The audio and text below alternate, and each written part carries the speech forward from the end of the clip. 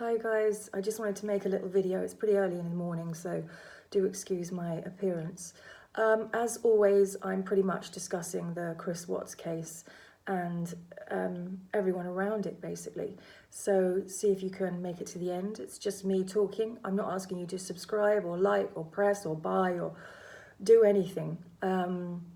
Or a subscribe actually would be nice, because I think that counts apparently.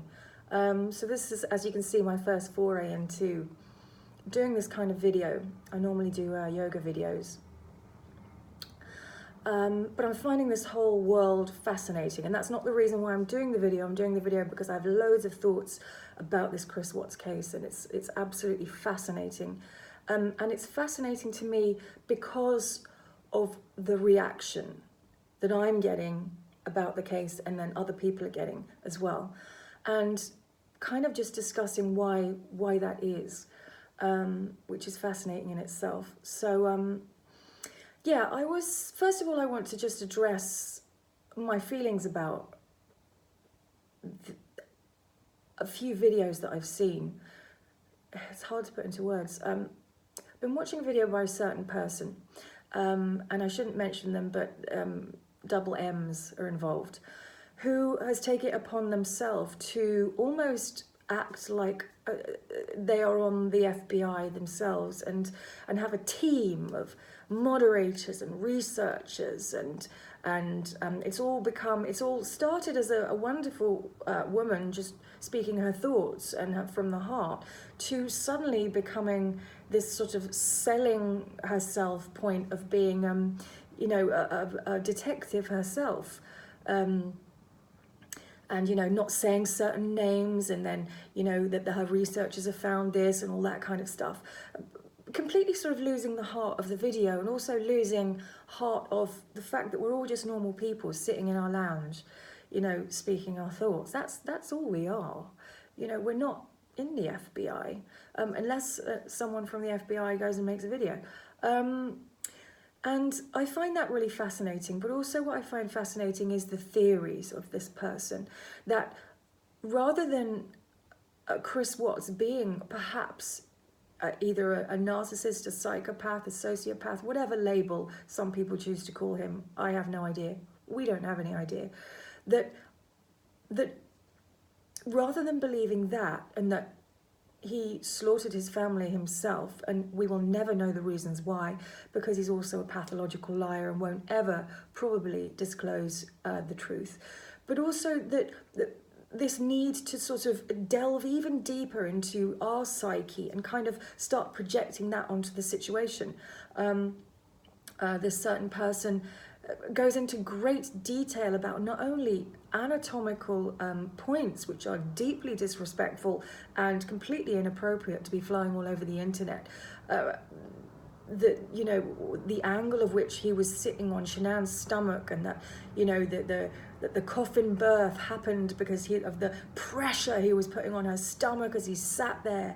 That Bella's injuries were such that she struggled for her life. She was begging and pleading, and then he threw her through the oil drum, and she must have just fallen all of this great distance, and she was probably alive, and that the thud would have broken her ribs. And it's completely gratuitous and completely inappropriate, and has nothing to do with what you started with, which was a wonderful woman making a video about why and who Chris Watts is, and then going into the seem to have losing herself, going into this deeply sordid, salacious sort of narrative. And I've watched every one of her videos, and it's just slipping into the absurd now. So I just wanted to make a video about that, really, because I find that really fascinating.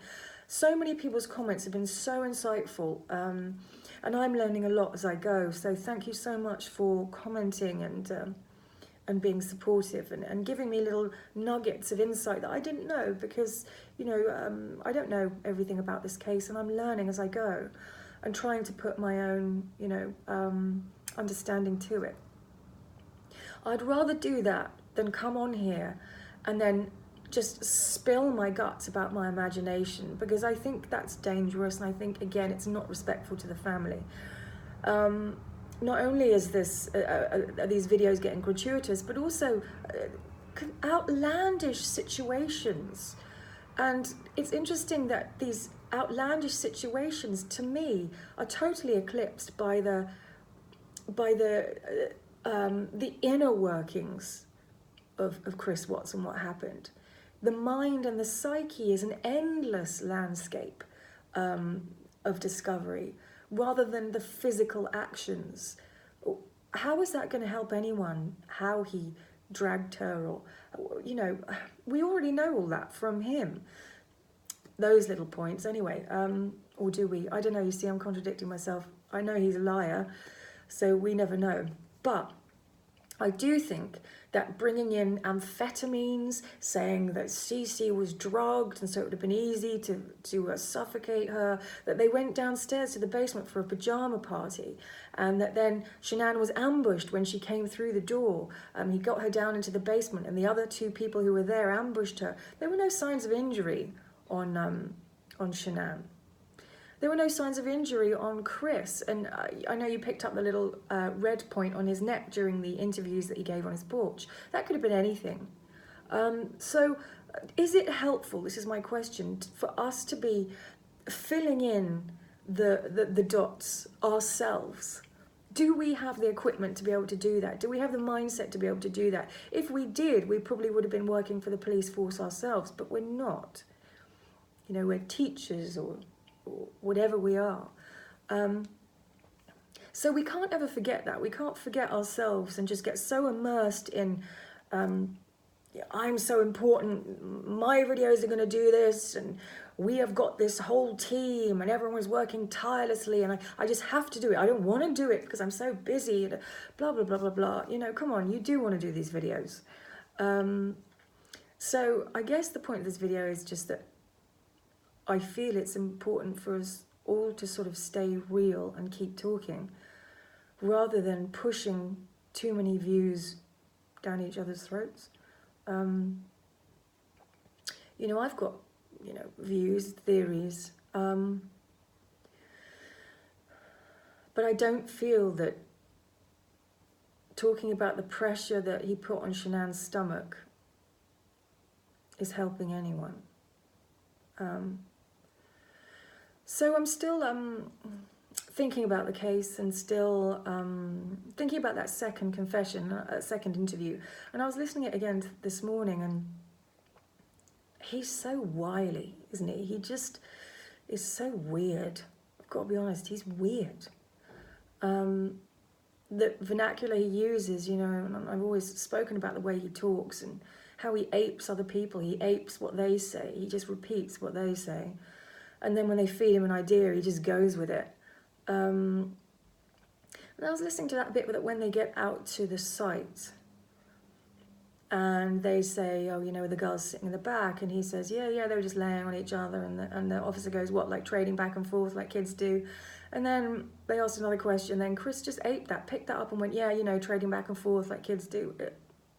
And then when they get to the site, they asked him a question that, you know, once he was going to dispose of Shanann, they said, did you dig the hole? And he went, oh, I don't remember if I dug the hole before, and I don't know whether he meant before that day or when was he talking about? But he says, oh, I don't know whether I dug the hole, when I dug the hole, whatever. So then he disposed of the children, came back and dealt with her. And then he says, so I dug a hole. So he doesn't remember when he dug a hole. And then he tells the officers that he dug a hole.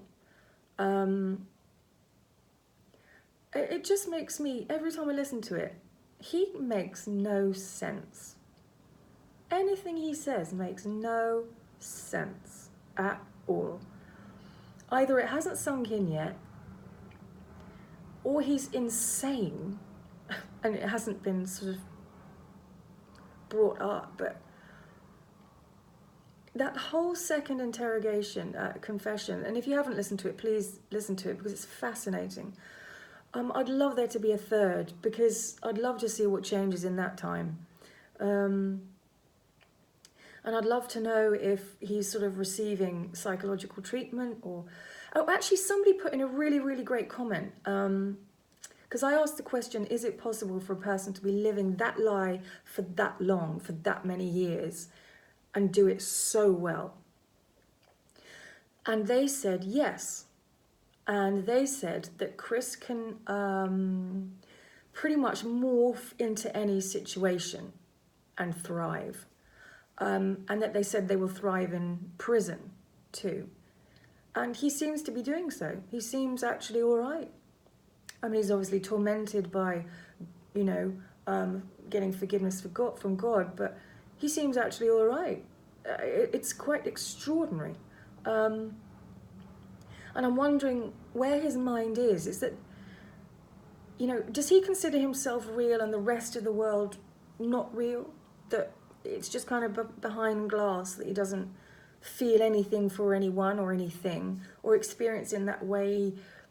He's not drawn to one thing and repelled by another. Does he just see everything as a sort of glacial non-reality that he doesn't attach to anything?